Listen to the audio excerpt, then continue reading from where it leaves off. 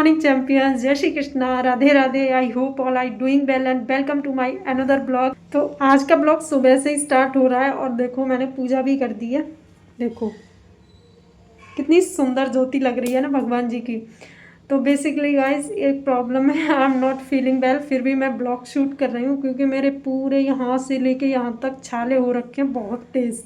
मैं बोल नहीं पा रही हूँ, बहुत ज़्यादा पेन हो रहा है। आपको दिखाती हूँ, मैं ये वाली टैबलेट्स खा रही हूँ लेकिन इन टैबलेट्स से ना कोई भी फ़ायदा नहीं दिख रहा है। तो अगर आपको कोई नेचुरल तरीका पता है तो वो मुझे सजेस्ट करिएगा। बहुत तेज़ छाले हैं मेरे, इतना मतलब एकदम से ऐसा लग रहा है कि अंदर से इतना ज़्यादा पता नहीं क्या हो गया, बहुत ज़्यादा पेन हो रहा है।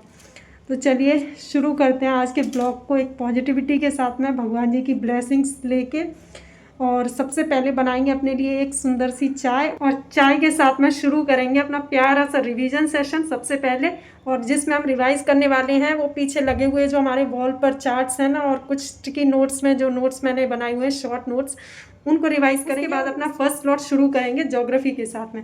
सो लेट्स गाइस, इतनी ज़्यादा ठंडी हवा चल रही है, देखो मेरे ये चार्ट्स भी हिल रहे हैं, देखो है ना। बहुत खूबसूरत हवा चल रही है क्योंकि अभी अभी बारिश हुई है। और वैसे तो बारिश का कोई टाइम नहीं है, बट क्यों बारिश हो रही है, अभी तक बंद भी नहीं हो रही।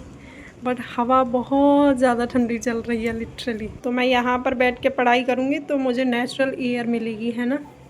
बाकी बाहर दिखाती हूँ, बहुत तेज़ अभी बारिश हुई थी और अभी भी हल्की हो रही है।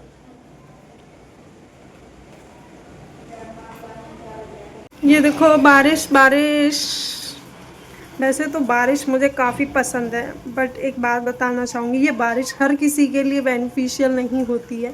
कुछ लोगों के जिनके घर नहीं होते, वो सड़कों पे रह रहे होते हैं, तो बताओ वो कैसे लोग सरवाइव करेंगे, है ना। तो बारिश का मौसम भी हर किसी के लिए प्रॉफिटेबल या एक रोमांस का विषय नहीं हो सकता, है ना। बाकी देखो नेचुरल चीज़ें तो नेचुरल ही होती है ना। मुझे ऐसा लगता है बारिश होती है तो उस वक्त बस मैं खड़ी खड़ी देखती रहूँ बादलों को। चाय रख दी है गाइस बनने के लिए, अब तब तक ये बनती है, तब तक अपना सेटअप लगा लेते हैं स्टडी का। चलिए, तो चाय तो अपनी बन चुकी थी गाइस। चाय लेके मैं पहुंच गई थी अपने प्लेस पर और यहाँ पर मैं करने लगी थी रिवीजन। एक्चुअली गाइस मुझसे बोला नहीं जा रहा है अच्छे से, तो कुछ भी आवाज़ में थोड़ा बहुत ऊपर नीचे हो तो मैनेज कर लेना आज, क्योंकि बहुत ज़्यादा प्रॉब्लम हो रही है। बट फिर भी मैं पढ़ाई तो कर रही हूँ अपनी कंटिन्यूअसली। तो एक चीज़ लेकिन मैं यहाँ पे बोलना चाहूँगी, जैसे हम लोग शॉर्ट नोट्स बना के बॉल पे लगा लेते हैं लेकिन रिवाइज नहीं करते हैं, है ना। तो लगाने से भी कोई फ़ायदा नहीं है। सुबह उठ के ऐसा नहीं है आपको कुछ अलग से इसके लिए टाइम निकालना है, बट आपको क्या करना है, एक्टिव रिकॉल करना है। एक्टिव रिकॉल का मतलब होता है चलते फिरते कुछ काम कर रहे हैं घर का, तब भी आप रिवाइज कर सकते हैं। चाय पी रहे हैं, कुछ स्नैक्स खा रहे हैं, उस वक्त भी आप चीज़ों को रिवाइज कीजिए। और इसी से क्या होगा ना, जो हमारे नोट्स हमने बना रखे हैं वो रिवाइज भी होते रहेंगे, साथ के साथ कोई भी चीज़ हमें बेस्ट ऑफ थिंग नहीं लगेगी। तो ये इस तरीके से आप रिवाइज कर सकते हैं जैसे कि मैं कर रही थी। तो यहाँ पर हमने शुरू कर दी थी अपने फर्स्ट स्लॉट की तैयारी, क्योंकि अब हम ज्योग्राफी का सेशन शुरू करने वाले हैं जो 2 घंटे या 2.5 घंटे चलेगा हमारा सेशन। तो यहाँ पर चश्मे को साफ़ करके और मैं लगा ली थी अच्छे से और शुरू कर दिया था अपना ज्योग्राफी का सेशन। गाइस ज्योग्राफी पढ़ने में बहुत ज़्यादा मज़ा आता है, तो ऑब्वियसली ऑटोमेटिक खुशी होती है अंदर से कि चलिए हमारा इंटरेस्टेड सब्जेक्ट आने वाला है। तो मैं यही कर रही थी ज्योग्राफी। बाकी ज्योग्राफी आज मैं बहुत सारी चीज़ें रिवाइज़ करने वाली हूँ, क्लास से नहीं, जो मेरे नोट्स बने हैं उससे, क्योंकि क्लासेस मैं ले चुकी हूँ और नोट्स भी मेरे ऑलरेडी बने हुए हैं और उन नोट्स को दोबारा से मुझे रिवाइज़ करना है, तो वही मैं आज करने वाली हूँ। तो चलिए ज्योग्राफी मैं रिवाइज़ कर रही हूँ, लेकिन उससे पहले मैं आपसे पूछ लेती हूँ कुछ important questions from the geography subject. Okay, so first question for you everyone, what is the name of the largest railway line of the world. पूरी दुनिया की सबसे लंबी रेलवे लाइन का नाम बताना है, प्लस आप ये भी बता देना कि उसकी लोकेशन क्या है, मतलब किस शहर से लेकर के किस शहर तक बेसिकली उसके टर्मिनस बने हुए हैं, उस लोकेशन का नाम भी आप बता सकते हैं। And the second question for you everyone, Sunni triangle जिसका सेकंड नाम इराक ट्राइंगल भी है, तो इराक ट्राइंगल के अंदर कवर होने वाले इराक के कौन कौन से प्लेसेस हैं उनका नाम आपको बताना है, क्योंकि ये वाला क्वेश्चन प्रीवियस ईयर में पूछा गया है, इसीलिए मैंने आपको पूछा है, ठीक है। एंड थर्ड क्वेश्चन आपने बताना है कि रशिया और जापान दोनों कंट्रीज़ में किस आइलैंड को लेकर के आपस में डिस्प्यूट बना रहता है, उस आइलैंड का नाम आपको बताना है, ठीक है गाइस। तो ये 3 क्वेश्चन थे फ्रॉम द ज्योग्राफी सब्जेक्ट।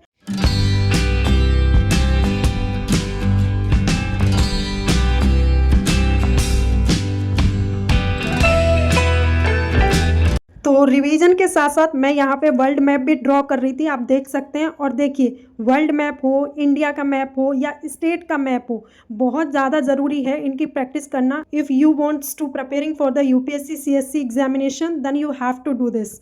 आपको ये चीज़ करनी ही पड़ेगी, आप इससे पीछे नहीं भाग सकते हैं। तो इसीलिए मैं यहाँ पे प्रैक्टिस भी कर लेती हूँ, प्लस जो चीज़ें रिवाइज करती हूँ वो साथ के साथ यहाँ पे ड्रॉ भी कर लेती हूँ। सो गाइस, फाइनली ख़त्म हुआ अपना ज्योग्राफी का सेशन। और ये देखो, ये मेरा रिवीजन है और आप पहचान भी नहीं पाओगे कि यहाँ पे क्या लिखा है, आपकी कुछ भी समझ में नहीं आएगा, लेकिन मैं आपको बता देती हूँ। देखो, ओवर द वर्ल्ड, पूरी वर्ल्ड के 71 शीज़ हैं, गल्फ़ और जो शीज़ हैं उनको मिला के ये पूरी पहले से नोट्स मेरे बने हुए हैं सुंदर से, लेकिन इनको मैंने इस तरीके से रिवाइज़ किया है पूरा वर्ल्ड मैप बना के। और पता नहीं, मतलब ऐसे मैं रिवाइज़ करती हूँ कि दूसरे इंसान को समझ में ही नहीं आए।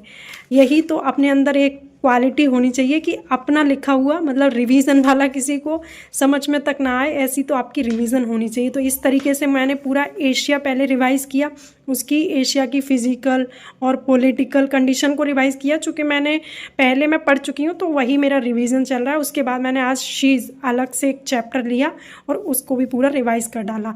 अब मिलते हैं सेकेंड स्लॉट के अंदर। चलिए, सेकंड स्लॉट शुरू करने से पहले मुझे अचानक से याद आया कि मुझे टैबलेट खानी है, तो वही मैं मुंह बना बना के यहाँ पे टैबलेट खा रही थी। गाइस देखो, मेडिसिन खाना ऑब्वियसली किसी को पसंद नहीं होता है ना, लेकिन ह्यूमन बॉडी का हम कुछ भी नहीं कर सकते हैं, कुछ भी प्रॉब्लम कभी भी क्रिएट हो सकती है हमारी बॉडी में।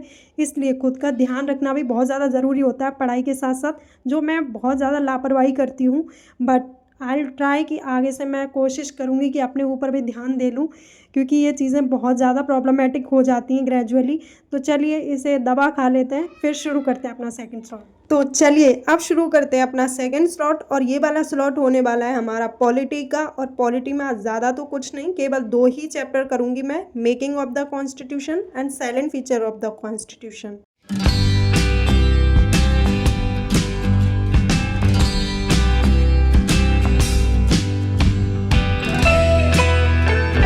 तो चलिए, तब तक मैं अपने चैप्टर्स फिनिश कर रही हूँ, तब तक कुछ क्वेश्चंस मैं आपसे पूछ लेती हूँ from the polity subject. So first question आपने बताना है कि हमारे संविधान के सुलेखक यानी कि कैलीग्राफर का नाम क्या था। ठीक है, उनका नाम आपको बताना है कि हमारे कॉन्स्टिट्यूशन के कैलीग्राफर का नेम क्या था। एंड सेकंड क्वेश्चन आपने ये बताना है कि हमारे इंडिपेंडेंट इंडिया की जब फर्स्ट पार्लियामेंट बन के तैयार हुई थी तो उसके अंदर कॉन्स्टिट्यूएंट असेंबलीज करवाई गई। तो पहली जब कॉन्स्टिट्यूएंट असेंबली हुई यानी कि संविधान सभा, और वही संविधान सभा एज अ लेजिस्लेचर यानी कि विधायिका की तरह काम करती थी, तब उसकी अध्यक्षता कौन करता था। इन दोनों व्यक्तियों के नेम आपको बताने हैं। ओके, एंड थर्ड क्वेश्चन आपको बताना है कि जब कभी हमारे देश में नेशनल इमरजेंसी डिक्लेयर हो जाती है तो उस सिचुएशन में हमारे कौन कौन से फंडामेंटल राइट्स हैं जिनको सस्पेंड नहीं किया जा सकता। उन फंडामेंटल राइट्स को आपको बताना है। ठीक है, फोर्थ एंड लास्ट क्वेश्चन आपको ये बताना है कि हमारे संविधान की प्रस्तावना यानी कि प्रीएम्बल में social, economic and political justice की बात की गई है। इस कॉन्सेप्ट को हमने किस कंट्री से अडॉप्ट किया था, उसका नाम बताना है। ओके, तो आज के क्वेश्चंस केवल इतने ही थे पॉलिटी सेक्शन से। इन सब का जवाब आप मुझे कमेंट सेक्शन के अंदर दे सकते हैं। तो गाइस, इस तरीके से रीडिंग करते हुए मैंने अपने चैप्टर्स को यहाँ पे ख़त्म कर लिया था और मैं बहुत खुश थी, क्योंकि इतनी प्रॉब्लम में भी मैं पढ़ाई कर रही हूँ। तो देखो, अच्छा तो लगता ही है ना अंदर से। यही डेडिकेशन आपको भी अपने अंदर डेवलप करनी ही पड़ेगी। और मुंह में भी इतना ज़्यादा पेन हो रहा था, आप देख ही सकते हैं कि बार बार मैं ऐसे हाथ लगा के देख रही थी, क्योंकि बोला ही नहीं जा रहा था, मैं बोल बोल के ही पढ़ पाती। शाम हो गई थी तो मैं छत पे चली गई थी, और ये हमने अपने पक्षियों के लिए पानी रख दिया, यहाँ पे आएंगे और पी लेंगे वो आराम से। उसके बाद मैं इस तरीके से वॉकिंग करने लग गई थी। ऐसा थोड़ा सा ना एग्जॉस्टेड फील हो या एंग्जाइटी टाइप की अगर आपको फील होती है तो थोड़ी सी फ्रेश एयर लीजिए, नेचुरल चीज़ों से कनेक्ट हुई ताकि आपके अंदर जो स्ट्रेस है, जो डिप्रेशन वाली चीज़ आपके अंदर आ रही है, वो कहीं ना कहीं रिड्यूस हो जाएगी। तो इस तरीके से मैं यहाँ पे वॉकिंग कर रही थी और इतना अच्छा लग रहा था, सनसेट हो रहा था।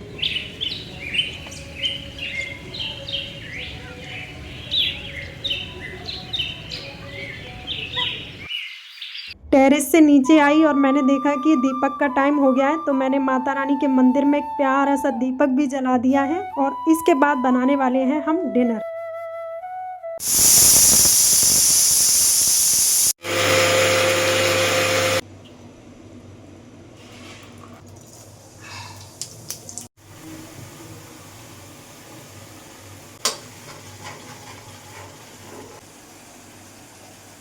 ये प्रिपेयर हो गया अपना डिनर। अब इसे आराम से खाऊंगी क्योंकि बहुत तेज़ भूख लग रही है। और फेवरेट सब्जी भी तो बनी है, राजमा चावल। और हाँ, साथ में चटनी भी तो है, तो ये अलग ही टेस्ट बढ़ा देगी हमारे खाने का। तो चलिए, डिनर फिनिश करने के बाद मैं मिलती हूँ आपसे। सो फाइनली अपना डिनर फिनिश करने के बाद में मैं बैठ गई थी अपना लास्ट स्लॉट लेके, और ये होने वाला है हमारा PYQ का स्लॉट। आज मैं 3 साल के PYQ लगाऊंगी, 2021 से लेकर के 23 तक के। और मैं हिंदी सेक्शन के PYQ बेसिकली लगाने वाली हूँ, तो वही लेके मैं यहाँ पे बैठ गई हूँ। एक्चुअली गाइस ना, हिंदी के जो कॉन्सेप्ट होते हैं, जो हमने स्कूल टाइम में पढ़े होते हैं, वो जब हमें याद आ जाते हैं और फिर हमारे क्वेश्चन सही हो जाते हैं, एक अलग ही लेवल का कॉन्फिडेंस होता है हमारे अंदर कि हाँ, अभी तक हमें ये चीज़ आ रही है ना। क्योंकि हिंदी में बहुत कन्फ्यूज़न भी होती है ना चीज़ों को लेके, जैसे उसमें तत्सम, तद्भव, ये पर्यायवाची शब्द, मुहावरे बेसिकली मुझे ज़्यादा पसंद है। क्योंकि वो एज़ यूजुअल हम अपनी डेली लाइफ में कभी ना कभी यूज़ करते ही देखते हैं अपने आसपास के लोगों को, तो थोड़े पसंद होते हैं मुहावरे। आप बताना कि आपको हिंदी सेक्शन के अंदर क्या अच्छा लगता है।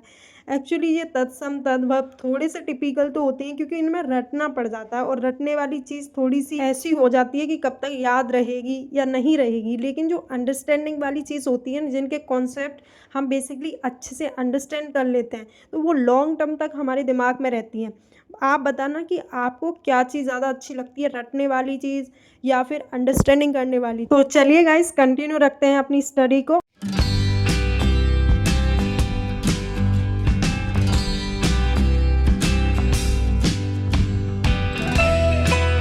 सो फाइनली गाइस, यहाँ पर ख़त्म हुआ हमारा लास्ट स्लॉट। ख़त्म हुआ आज का अपना सेशन। जो हमने टारगेट रखे थे पॉलिटी के अंदर और PYQ करने के लिए, वो सब हमारे ख़त्म हो गए हैं। एंड आई होप आपको ब्लॉग पसंद आया होगा।